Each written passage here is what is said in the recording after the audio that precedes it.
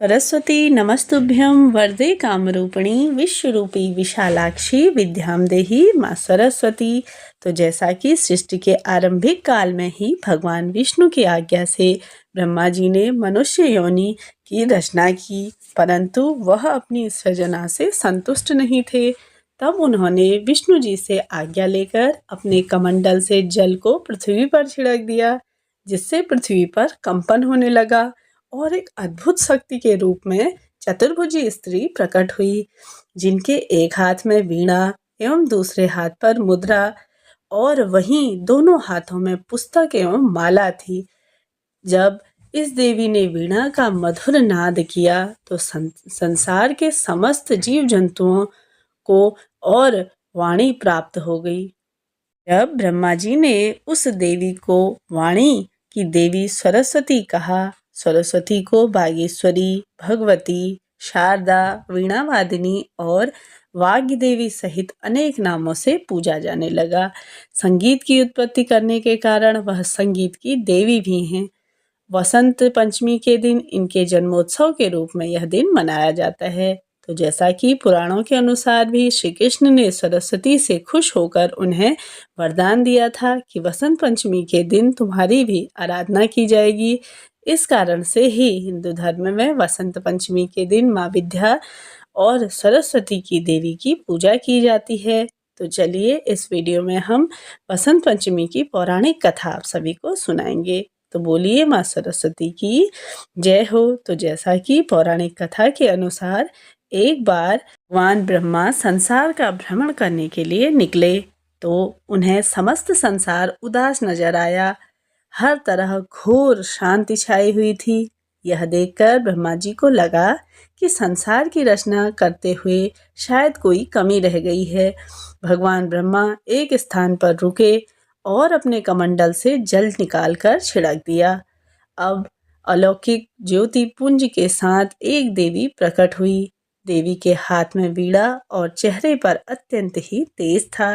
साथ ही ये देवी माँ सरस्वती थी।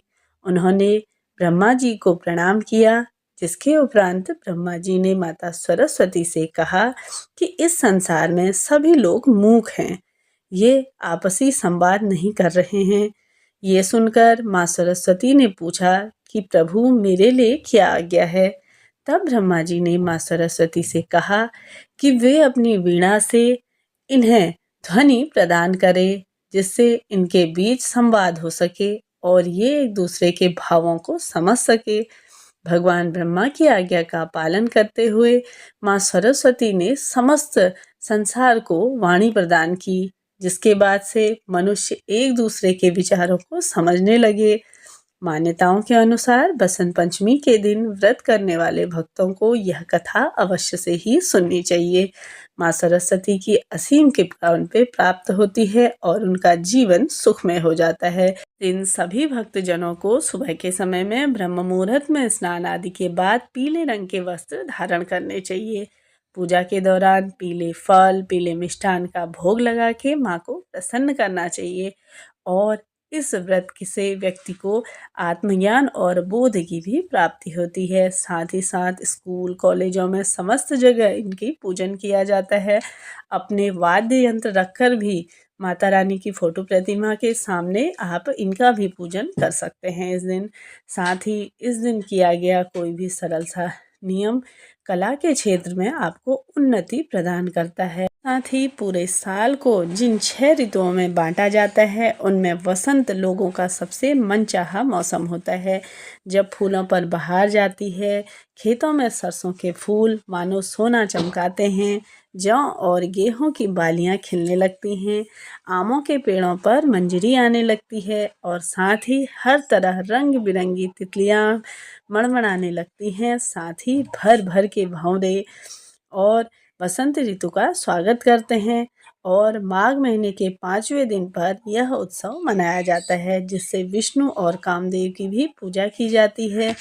यह वसंत पंचमी का विशेष त्योहार है। वीडियो अगर आप सभी के लिए उपयोगी रही हो तो वीडियो को लाइक शेयर अवश्य करिए। साथ ही मेरे चैनल पे गुप्त नवरात्रि की कथाएं, जो कि समस्त महाविद्याओं की कथाएं आप सभी के लिए डाल दी गई हैं, मेरे चैनल पे चेकआउट करिए, उन्हें सुनिए और अपने जीवन को सुखमय और सार्थक बनाइए। मिलते हैं अगले वीडियो में, तब तक के लिए जय माता रानी, हर हर महादेव।